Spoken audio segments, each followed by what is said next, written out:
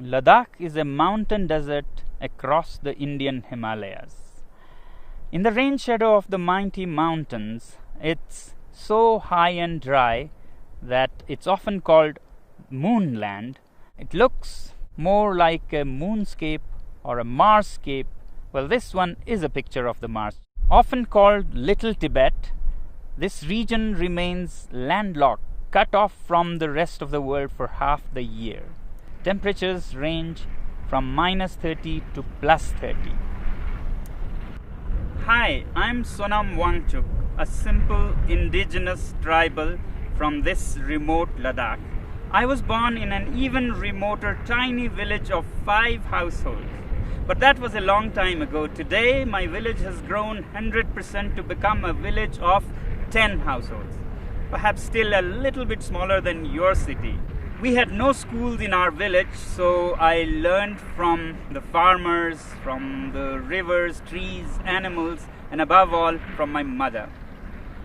I picked up English and other languages from the radio and meeting people from different countries. Later went to some schools and finally finished mechanical engineering. We love our Ladakh so much that while my engineering schoolmates went to Bangalore, Mumbai and the Silicon Valley, I came back to Ladakh and started solving problems of the people.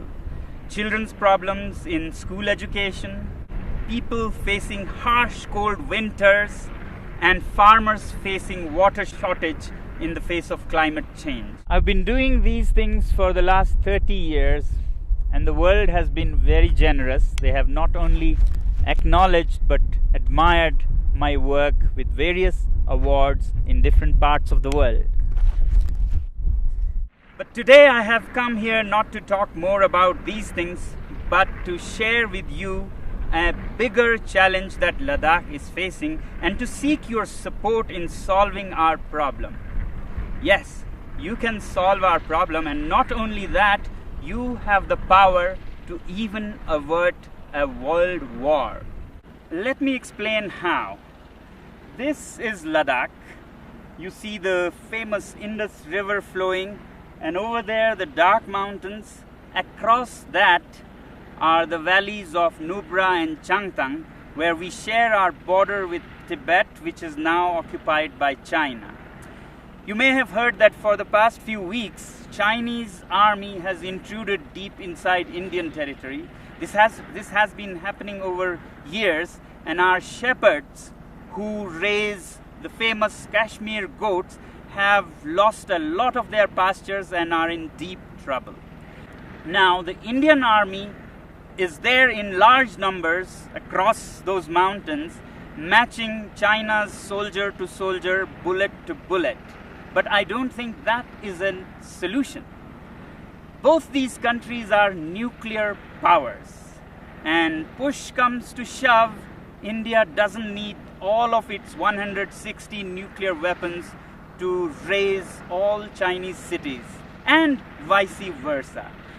And that could soon escalate into a full-fledged world war, World War III. Therefore, I have come to seek your support in solving this. You, my friends, have the wallet power, which in this case can even diffuse a bullet war between different countries. Let me explain how.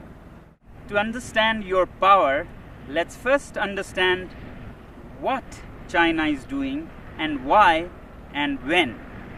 Although China claims that Indian soldiers intruded into its territory, it could not be a coincidence that at the same time, in the months of April and May, Vietnamese decide to bother China. Taiwan and the US Navy also decide to bother China. And the timing is important. This is the time when the whole world is dealing with the pandemic. Who would even think of border disputes? But one country has serious reasons to do that, and that is China. China, being a totalitarian regime, fears not so much the bullet power of India or the US. What it fears most is its own people. the 1.4 billion people that work like bonded laborers without many rights and enrich this regime, when they are angry, there's a situation for an uprising, a revolt. And today, after the COVID pandemic, people in China are furious with their government for how they handled the pandemic. Chinese businesses are shut, factories are shut, unemployment reaches 20%. And it's time for an uprising. And that's when China picks up fights with several of its neighbors to divert the attention of angry citizens from the economy to nationalism. And this is not the first time China is doing this. From 1958 to 62, during the worst Great Chinese Famine, when people in China were very, very upset, Mao decided to invade India. And now Xi is doing the same thing again.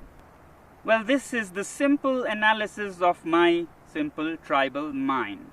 If this be the case, then we, the citizens of the world, should use our wallet judiciously and hit China where it hurts most, the economy. If enough people around the world decide that we will no longer buy Chinese goods and sponsor this regime, then that will see their worst nightmares coming true. And I think this is the only way we can bring the Chinese regime on the discussion table for peace dialogues. We must always clearly remember that when we say China, it's the regime and not the civilization, not the people. In fact, the Chinese people are themselves the greatest victim in this. And that's why, my friends, I've come to seek your support.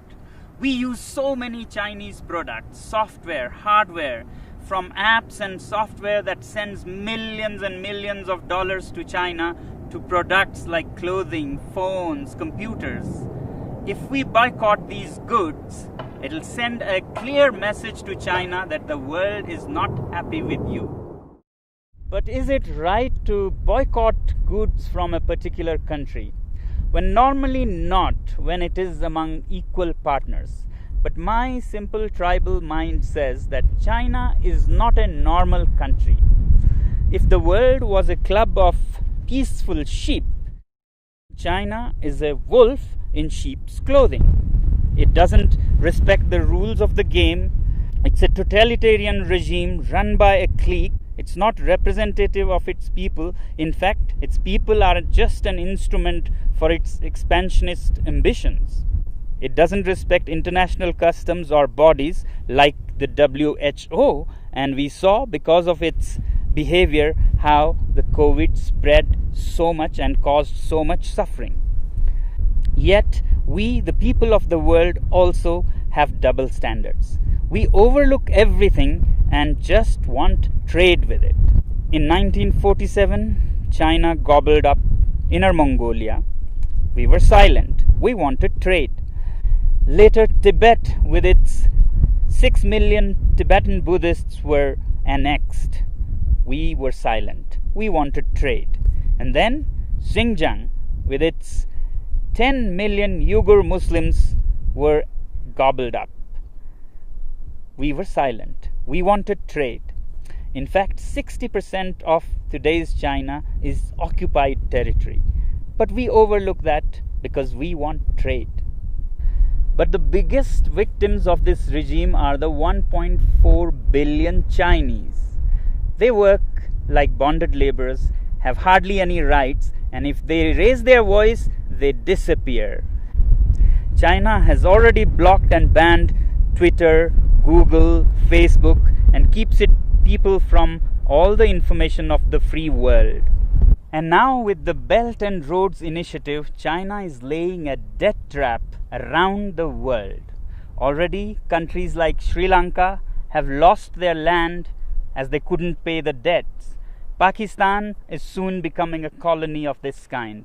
In Africa, Djibouti has already lost its land for China. Countries like Tonga have debts that amount to 44% of its GDP. After Asia and Africa, they're soon arriving in Europe, where assets are being built all over Central Asia and Europe with loans from Chinese companies and contracts given to Chinese companies with very high rates, and when you can't repay the loans, you lose your land. To my simple tribal mind, these belts and roads are the veins to suck the blood of the world, to send finished Chinese goods and to suck resources and money from around the world. But we overlook all these facts because we are addicted to cheap Chinese goods. We must also find out, why are these goods cheap in the first place? Can we ethically make cheap goods like this?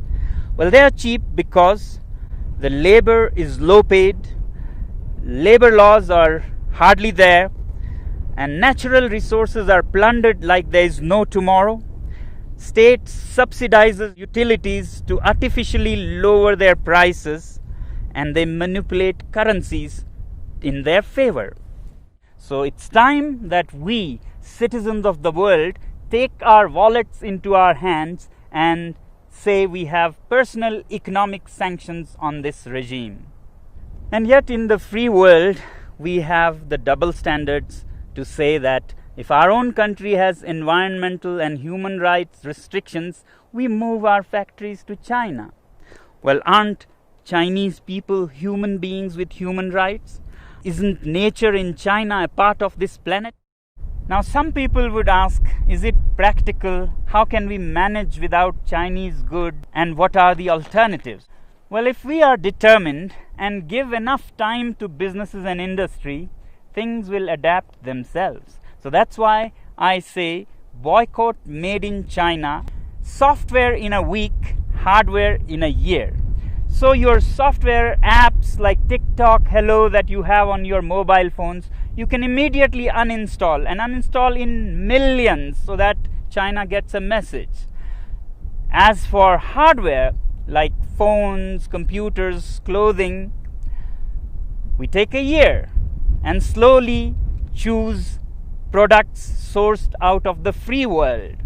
And my simple tribal analysis says that if you give time and clear determination, then businesses will adapt. A new ecosystem will develop where there'll be enough goods to cater to people who don't want to buy Chinese goods. Just like vegan people or Jain community, they don't eat certain things, they don't go hungry. Businesses adapt and they get what they want with time.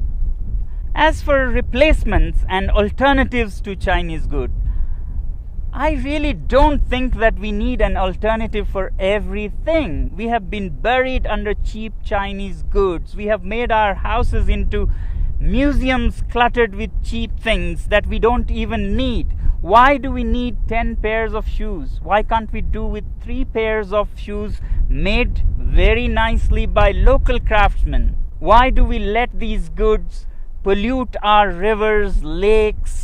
Can we learn to live simpler? These lockdowns have actually taught us that we can be happy with much less. So can we also think out of this box and talk about a simpler life with local products? If you want to learn more about how to live happily with simpler lives, please look up our movement, ilivesimply.org. You may not agree with me, but if we keep appeasing China because of our addiction to trade with it and overlook everything else, my simple tribal mind says that we might even be repeating history. How in the late 1930s, the British government led by Chamberlain kept appeasing Hitler and giving in to its demands, finally led to the Second World War. If we continue on the same path, we might either be leading the world to a third world war or a world dominated and colonized by China. Let me help you understand further what our addiction to trade with China can land us into. Here's a story of the great Indian monkey trap. Man puts a sweet bait into the pitcher and then ties this pitcher to a tree with a very small opening. And the monkey comes, puts his hand into the pitcher, grabs the sweet. As it closes its fist to grab this bait, the opening is so small that a closed fist cannot come out of its mouth. But the monkey does not understand that all it has to do is let go of its little booty to free itself from slavery. It struggles and struggles to get its hand out, but doesn't open its fist and let go of the bait. Continues for all night, and in the morning, the shrewd hunters come and catch it, all because of its attachment to its booty. I hope we are more evolved than monkeys and can let go of such baits. Well, this is all that the last citizen from the remotest part of the planet can say. The choice is yours.